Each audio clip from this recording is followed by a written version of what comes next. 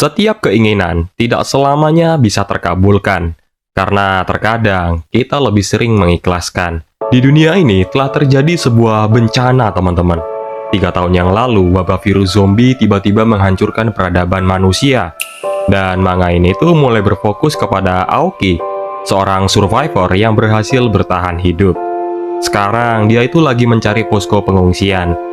Nah, selama perjalanan, dia itu kangen lihat manusia yang masih hidup.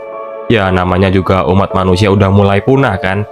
Jadi ya selama perjalanan yang dia temuin cuman zombie, ngebunuh zombie, gitu terus siklusnya.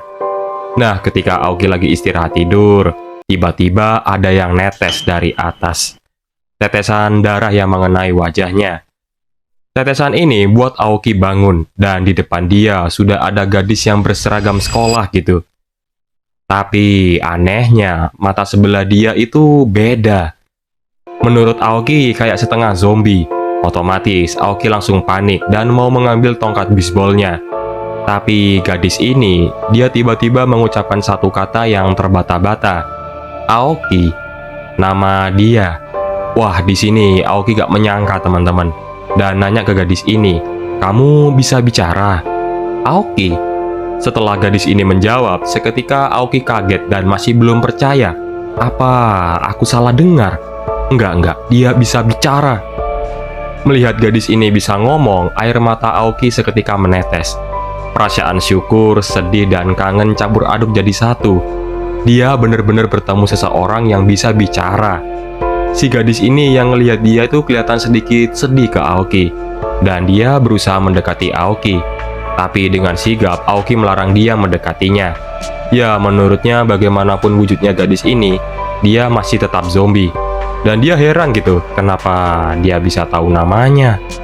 Dengan imut, gadis ini cuma menjawab, Aoki, teman-teman. Setiap pertanyaan yang Aoki berikan, jawabannya ya cuma satu, Aoki. Mendengar ini, Aoki menganggap dia ya cuma bisa bilang Aoki. Saat itu, Aoki melihat seragam yang dipakai gadis ini. Baju itu seragam SMA aku katanya. Apa gadis ini dulunya satu sekolah dengannya? Gadis ini seketika jawab sekolah dengan girang. Aoki kaget, teman-teman, dan mencoba bertanya lagi. Sekolah? Kamu ingat? Jawabannya ya satu. Aoki. Aoki sekolah. Aoki sekolah. Aoki sekolah.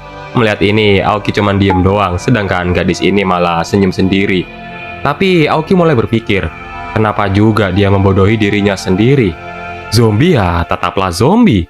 Seketika Aoki terlihat kesal, teman-teman. Menggenggam kuat tongkatnya dan langsung mencoba memukul kepala gadis ini. Tapi seketika tongkatnya berhenti tepat di dekat kepalanya. Gadis ini cuma diem dan berkata, Aoki.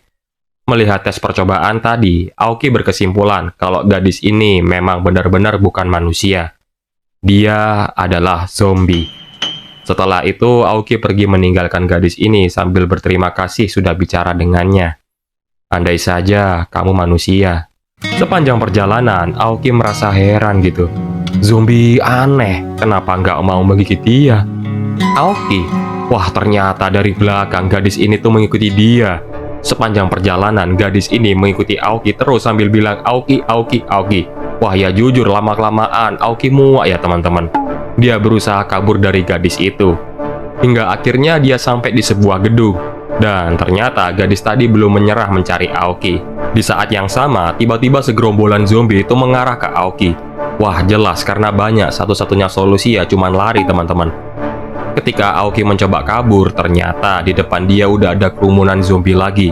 Udah gitu, anak tangga yang dia injak tiba-tiba roboh dan akhirnya Aoki terjatuh. Saat itu, dia sudah tidak bisa bergerak lagi akibat jatuh tadi. Sedangkan kerumunan zombie mulai mendatangi Aoki. Di tengah kerumunan itu, dia melihat gadis itu lagi. Mungkin ini adalah ajalnya. Tapi seketika kerumunan zombie itu dibantai oleh satu gadis itu, Aoki yang melihat itu melamun, terdiam dan bertanya-tanya, mengapa gadis zombie ini tuh menyerang zombie lain? Gadis ini benar-benar menghabisi semua zombinya. Dan entah kenapa sekarang gadis ini menangis di depan Aoki. Zombie aneh. Aoki mencoba menghiburnya perlahan. Tangannya mencoba untuk menenangkannya, tapi ia tahan. Ia takut gegabah. Aoki mencoba opsi lain. Gimana kalau kita ke sekolah? Tentunya setelah dia pulih sih. Barangkali gadis ini tuh bisa mengingat sesuatu. Gadis ini kemudian menjawab dengan teriak, "Aoki!" Wah, jangan teriak juga lah. Keesokan harinya, setelah ia membersihkan darahnya, ia akhirnya bisa melihat wajah gadis ini dengan jelas.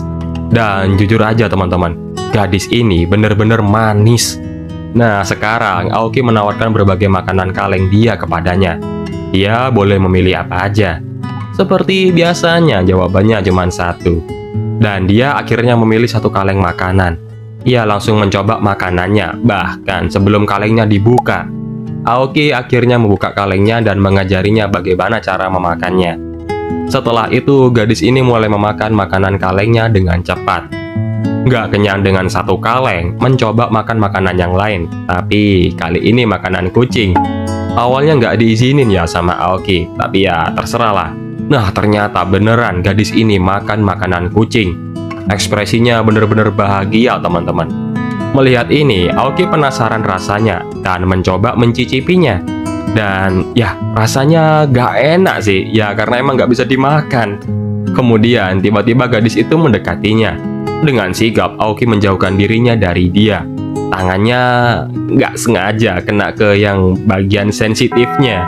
Anehnya, ketika kena, gadis ini malah ngeblus. Sejak saat itu, Aoki terus berusaha tenang sambil mikir, kok bisa ya dia bereaksi seperti perempuan biasa? Tapi tiba-tiba lamunan dia teralihkan ketika gadis itu di belakangnya dan memanggil Aoki dengan keras. Jelas ya, suara keras itu membuat kerumunan zombie di dekatnya terpanggil. Untungnya, mereka berhasil sembunyi dari kerumunan zombie. Kemudian mereka melanjutkan perjalanan menuju ke sekolah mereka. Sepanjang perjalanan, Aoki merasa gerah teman-teman karena cuacanya itu panas. Dia bertanya ke gadis itu, "Kamu nggak kepanasan?" Ya namanya zombie nggak merasakan panas lah cuy. Hingga akhirnya mereka sampai ke sebuah peternakan. Kelihatannya rumah peternakan ini nggak ada orangnya.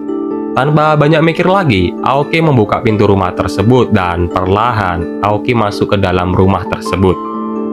Dalam rumah tersebut, Aoki cuma melihat pria parubaya yang kelihatannya udah jadi mayat. Ketika Aoki ngecek mayat itu, dia nggak sengaja nemuin surat wasiat. Inti dari wasiat ini sih, pria ini telah hidup bahagia tanpa punya sedikit pun penyesalan. Melihat isi surat ini, Aoki tersenyum. Dan kemudian dia berinisiatif untuk menguburkan jasadnya. Setelah itu, Aoki kemudian berdoa, "Aku tidak punya siapapun untuk bisa aku jadikan sandaran. Dan tidak ada pula yang bersandar padaku. Jadi saat ajal menjemputku nanti, kumohon makamkan aku seperti ini juga." Dalam hening itu, Aoki menyadari bahwa suatu saat nanti, ia pasti berpulang. Mereka kemudian melanjutkan perjalanannya kembali. Hari demi hari terus berlalu. Pagi, siang, dan malam silih berganti. Suatu hari, Aoki memancing teman-teman. Dan gadis itu kelihatannya penasaran sama ikan yang didapetin Aoki. Karena nggak bisa langsung dimakan ya, dengan polos gadis ini cuma bisa lihat ke dalam air. Dan beneran, karena saking penasarannya dia sampai jatuh ke dalam air dan tenggelam. Awalnya sih Aoki ngira dia nggak bakal kenapa-napa ya, ternyata beneran kenapa-napa. Dengan sigap, Aoki langsung ikut nyebur dan nyelamatin gadis itu. Ternyata emang beneran, gadis ini nggak bisa berenang. Pada malam harinya, karena abis nyebur, Aoki kedinginan. Aoki kemudian nanya ke gadis itu, "Emang kamu nggak kedinginan?" Aoki kelihatannya gagal fokus, malah ngelihat seragam gadis ini yang basah. Refleks karena takut kenapa-napa, Aoki minjemin dia baju dan meminta gadis ini ganti bajunya. Setelah gadis itu selesai ganti bajunya, dan ya, di sini Aoki terpana. Aoki merasa gadis ini manis banget lah. Gadis ini kemudian deketin Aoki dan jujur canggung asli. Untungnya situasi canggung ini teralihkan saat ikannya itu udah mateng. Mereka kemudian makan bareng, menikmati momen dan malam itu bersama. Di sini Aoki mengecek seragam gadis itu yang udah nggak layak pakai lah. Dan dia nemuin sesuatu di roknya. Ternyata sebuah surat, dan Aoki membaca surat itu. Tapi sayangnya nggak bisa dibaca teman-teman, karena tulisannya udah kabur karena basah. Cuman di suratnya ada logo hati. Aoki ngerasa ini surat cinta gitu. Apa jangan-jangan karena gadis ini tahu namanya, surat ini ditujukan ke dia? Tapi enggak lah, ngimpi kali. Kenal pun enggak, kata Aoki. Di malam itu, Aoki mulai menerima gadis itu. Dia menerimanya bahwa gadis ini bukan zombie seperti biasanya. Dan harapan dia adalah ingin mengembalikan gadis ini menjadi manusia sedia kala. Namun, hari-hari bahagia itu nggak langsung berlama. Cuaca berganti dan salju mulai turun, memaksa mereka untuk bertahan di tengah sulitnya keadaan. Di tengah perjalanan, gadis itu terjatuh. Aoki terkejut. Kemudian dia menghampirinya dan menolongnya. Karena gadis ini tidak memiliki suhu tubuh, persendiannya itu membeku teman-teman. Jadi membuatnya nggak bisa bergerak. Sepanjang perjalanan, Aoki menggendong gadis itu. Di tengah menusuknya hawa dingin, ia berusaha keras menyelamatkan gadis itu. Harapannya, teman bicaranya, walaupun dia sudah tidak sempurna lagi. Gadis itu hanya mengatakan satu kata, Aoki. Aoki tahu ini egois, tapi ia takut ditinggal sendiri lagi bila ia kehilangan dia. Kehadirannya adalah sesuatu yang sudah tak sanggup Aoki relakan pergi. Usaha keras Aoki membuat gadis itu tetap hidup berhasil teman-teman. Beberapa selang kemudian, Aoki melihat gadis itu menghampirinya. Ia merasa senang melihat gadis itu kembali bergerak. Saat itu, Aoki ingin membicarakan sesuatu hal yang ia pendam dari lama, yaitu dia bingung memanggil gadis ini dengan nama apa. Walaupun bagi Aoki ini egois, dia ingin memanggil nama gadis tersebut dengan nama yang ia buat. Baiklah, namamu Liv. Diambil dari to live, kehidupan, simbol harapan kehidupan. Tapi ya, bagi Aoki, boleh aja sih nama itu jadi julukan atau semacamnya. Gimana menurutmu? Melihat Aoki, untuk pertama kalinya Liv berkata satu kata lain sambil terbata-bata, Senpai. Untuk sekilas, ia melihat Aoki di depannya adalah kakak kelasnya. Belum sempat lagi ia menyelesaikan ucapannya, satu peluru melesat kencang mengenai kepala Liv. Ia kemudian terjatuh. Setelah ia berhasil mengatakan, "Aku cinta kamu."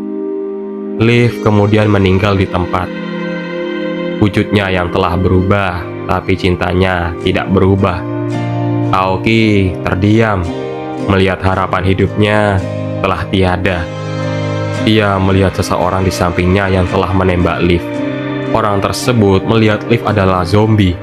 Aoki seketika menarik kerah baju pria tersebut dan dia benar-benar murka. Aoki emosi. Ia menggenggam pisau di tangannya dengan erat.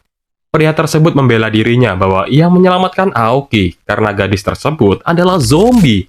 Ketika pisau Aoki mulai menyayat leher pria tersebut, sayangnya kepalanya dipukul dari belakang.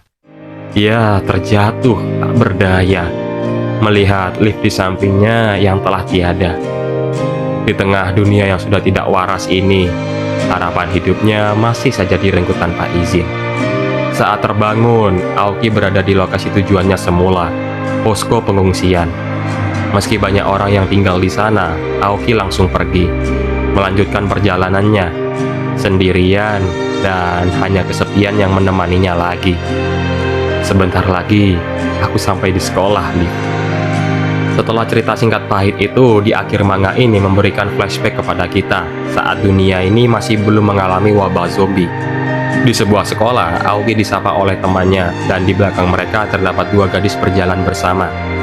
Gadis berambut pendek mengajak gadis di sebelahnya untuk mengungkapkan perasaannya. Sebuah surat ada di roknya.